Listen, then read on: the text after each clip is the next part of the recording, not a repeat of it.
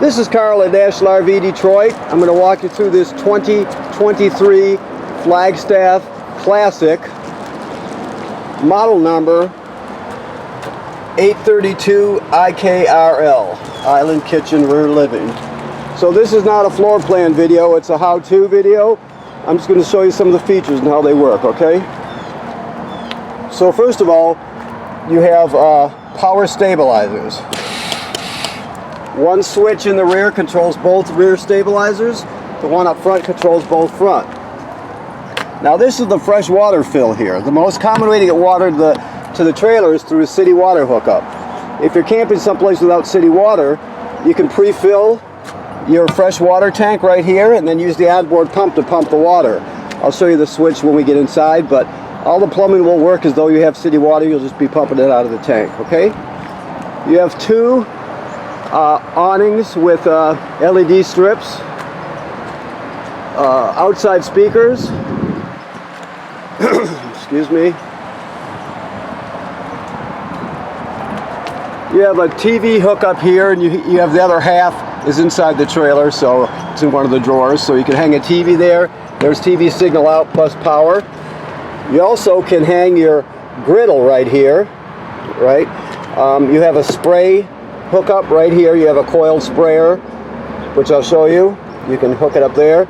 And to hang your grill on the rail here, you also get a rubber LP line, and you can plug that into the back of the grill and then plug in the other end right down here, and that's how you get LP to the system.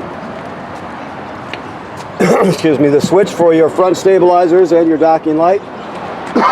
Excuse me. So you have two deep cycle marine batteries. They're wired together so they output 12 volts. You just double the storage capacity, okay? They're still 12 volt.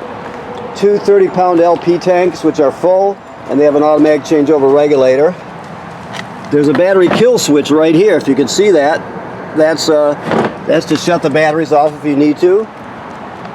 This is your power tongue jack.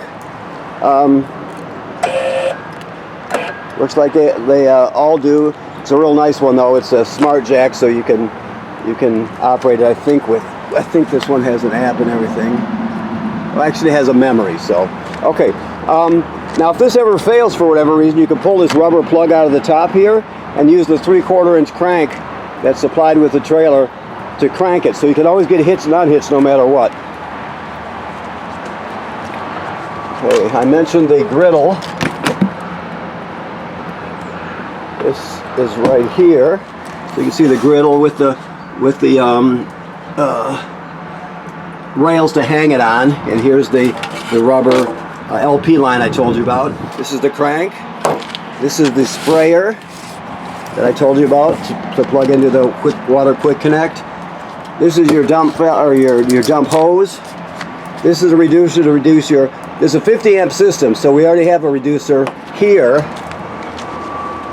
to go from 50, and then we have a reducer to go down to 50 to 30 right here.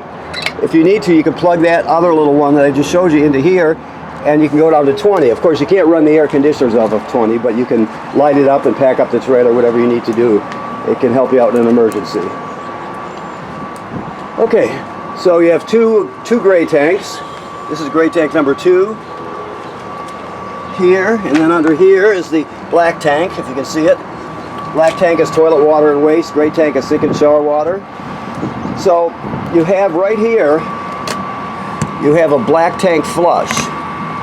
Like it says on the sticker here, you have to, once you hook the hose up at the dump station onto here, don't turn the water on unless the dump valve itself is open. You want it open so too much pressure doesn't build up. Anyway, you hook the hose on there, turn it on, it'll spray out your black tank, it'll clean off the sensors really well so you can get a good accurate reading, that sort of thing. Your city water hookup is right here. And of course this is to draw your antifreeze into the system. You'll have to read up about that a bit if you're going to do it yourself, but that's where you draw it in. You have an outside sprayer. This is your water heater right here. Let's see if I can get it open with one hand here. Yes, okay. Excuse me once again, I'm sorry. So this works on both gas and electric. This is where you drain it right here. It takes an 1 1/16 6-point socket to drain it. Never run this without water in the tank. The switches to control the gas valve or the electric heating element are inside. I'll show you those. Never run it without water in it. So if you drain it, let's say you're going on a trip in the spring, you get back, you pull this out so it can drain because you're not going to camp again until later in the summer. That's fine. That's what you should do. But make sure once you screw this back in, you hook up the water, turn on the hot water valve, and let it fill completely up before you turn it on. All right. Okay.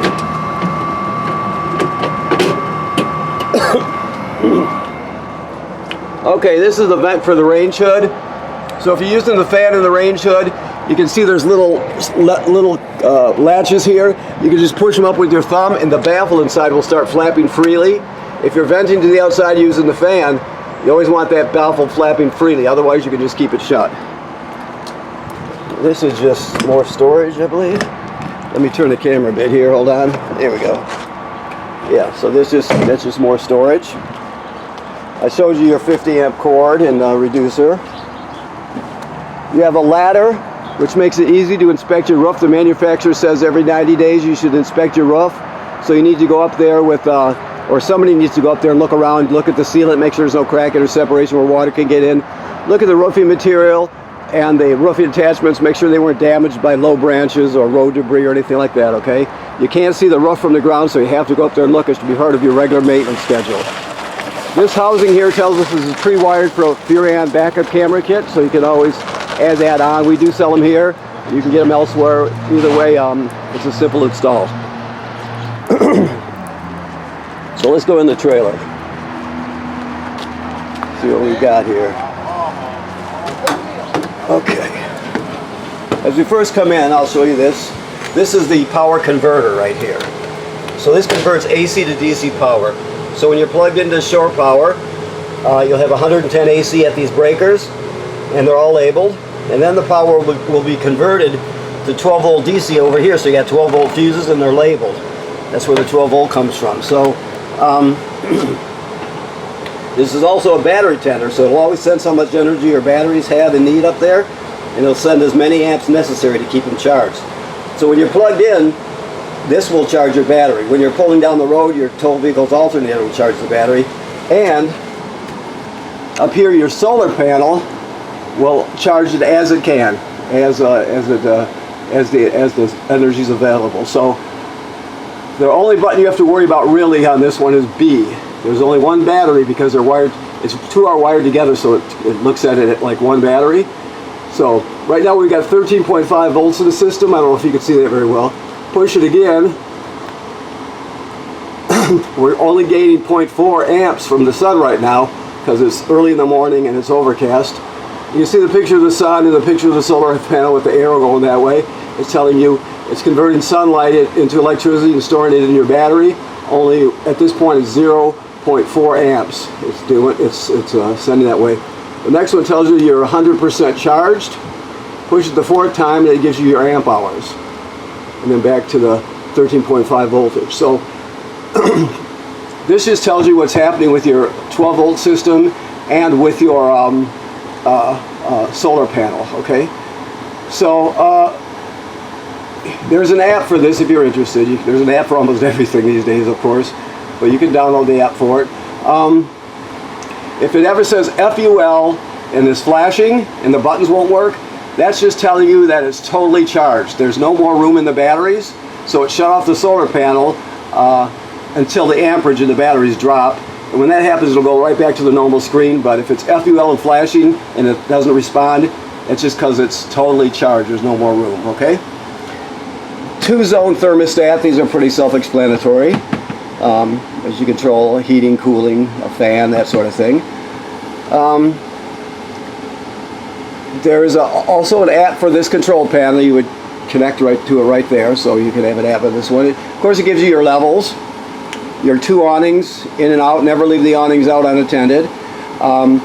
3 slide rooms, and then you have booster Wi-Fi. That's the Wi-Fi Ranger, it's called. That's a digital signal booster It consists of an antenna on the roof and a router. So if your family uses a lot of Wi-Fi, it's great because you, first of all, you go to, on the sticker right here, you go to the top line that says network. You would look up on your phones, everybody's phones, everybody in your family, 1010, 2516, and when you see that, you know that's your Wi-Fi Ranger. So you would put a password in there so it'll log out automatically while it's searching for Wi-Fi. Then, in a browser, the bottom line says control panel, and it gives you an address. You type that into a browser, it'll take you to a password page, and right now the temporary password is change me now 2516. That'll get you onto the site, onto the page for the Wi-Fi Ranger. So once you do that, you'll be able to see everything the Wi-Fi Ranger sees. So you would, let's say you're getting campground Wi-Fi, you would just pick out the campground Wi-Fi. If they give you a passcode, you put that in there and you're on. It just boosts your signal really well. There's also a cellular option, but nobody uses that. They just use the public Wi-Fi booster. So you pick out your own password eventually, go from change me now to whatever your password is, and that's it. So that's the Wi-Fi Ranger. Next you have your water heater for gas. You light it on gas right there. You turn on electric right there. Remember I told you never run the water heater without water in it. Your water pump is right here. You use that to pump water out of the fresh water tank if you don't have city water. You also use that pump to winterize the trailer. And then you have tank heating pads on all your tanks, so you can extend your camping season. You turn that on there. Okay? Very simple. Yep. These plugs that are GFCIs, keep in mind that all the plugs in the trailer are wired through a GFCI, so if you're using the one outside, for example, and it pops, you're going to reset it inside. Your keys, obviously. Your refrigerator. You have some storage here. Here, let me start right here. You get a spatula, you get a towel rack, a toilet paper holder, and this is the other half of your outside TV hookup, your outside TV bracket. So if you want to do that, you can hook that onto a TV. This comes with it. This is something you can use or not use. It's up to you. You have to program it, and it'll basically tell you the temperature of your wheels, of your hubs, and it'll tell you the tire pressure also. And if you scan the code on here somewhere, anyway, if you do, it'll take you to the instructions. Plus there's instructions in here. You also have a water filter and a wrench for your water filter canister. Just so you know, I think I still got the cover off, so before I put it back on, I can show you.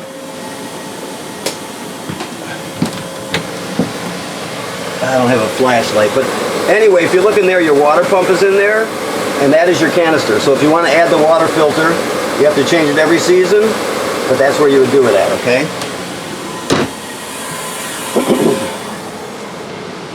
So when it comes to your range, it works like most do. You got 3 knobs for the 3 burners. This is the sparker, you turn it clockwise, and that's for the oven. So you're just going to go like this, that's all. It's that simple. Okay. Always travel with this in the closed position.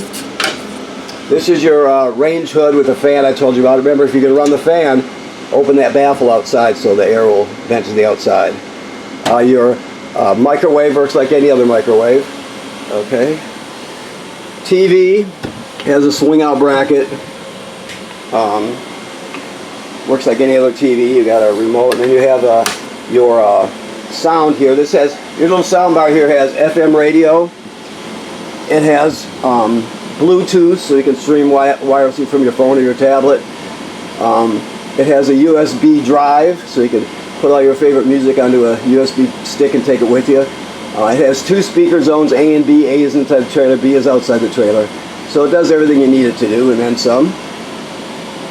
When it comes to your fireplace, it's a space heater. Right now it's really kicking out the heat. It's got a fan in it, but if you push the next one, let me just show you. You can change the picture. You can change the color of the flame. You can change the intensity, that sort of thing. And it also has a timer on it also, so you can. I believe this one has a timer. Don't hold me to that, but I think it does. Okay, so it's that simple. So it's a good thing to use when you don't quite need the furnace. This will take the chill out of the air really effectively. Okay, so I got to pick up the pace. I only have a half hour before it starts a new file here. So your height of bed, you pull back the cushions off the back. You grab it down here. You fold it out. It's 3 panels. Drop the legs. It's 3 panels. It's actually pretty good as height of beds go. Your chairs are powered right here, and then you have the ripcord there. Okay. Your chairs, always tie the inner leg like they've got it. It doesn't stop them from moving, but they can't fly around. If you hit a wild bump, it won't bounce up and break a window or something, you know. Okay.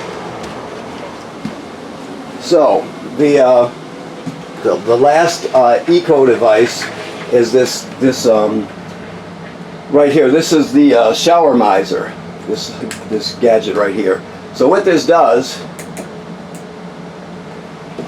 When you're heating up hot water, normally the water just goes down the drain and you waste it.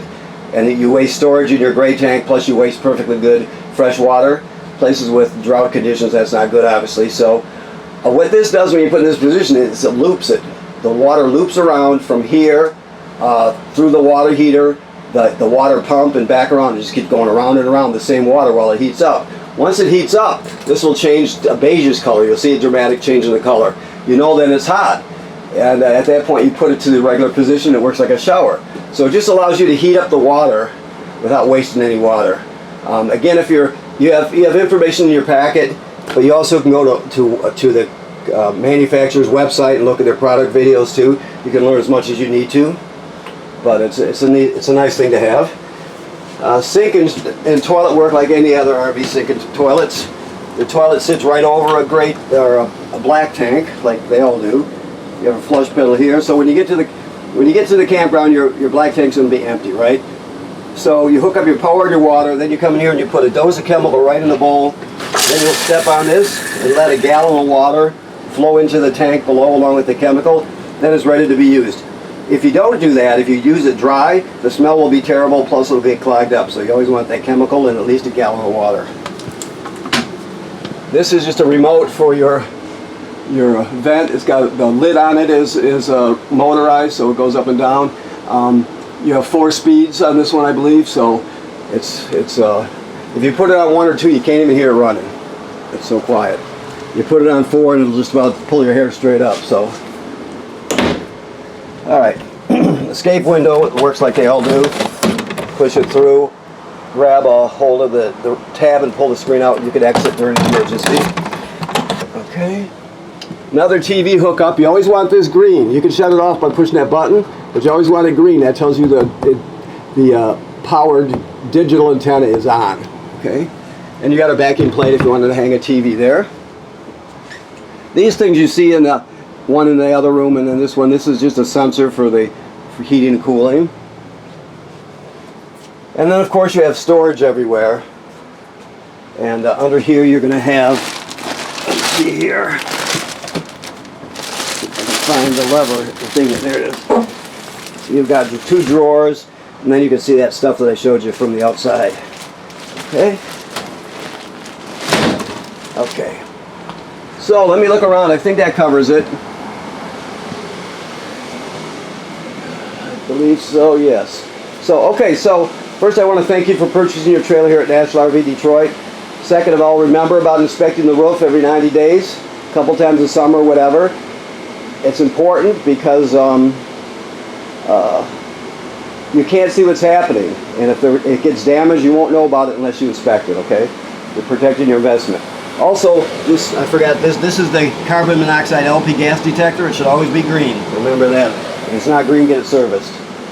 So thank you for purchasing. And also make sure you inspect the roof.